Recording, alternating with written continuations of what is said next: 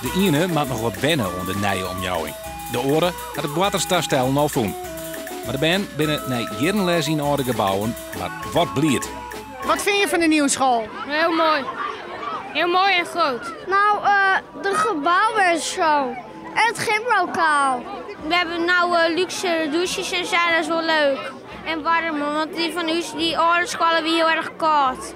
Dat is vanzelfs ook prachtig. Zo'n nij gymlokaal met warme douches. En tegelijk is het een mooi plak voor het feest van Joet.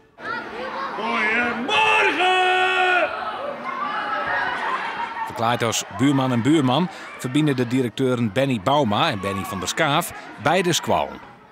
Ik denk dat wij onberispelijk van elkaar profiteren kunnen. Wij proberen alle jaar, zowel de meeste Duitsers als het oerzet, om hier te komen wat ben nederig.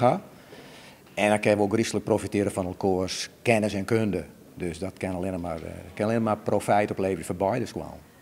Verder dealen ze nou een prachtige kantine, een etensiederslokaal, een timmerlokaal en hele mooie lounge-stoel.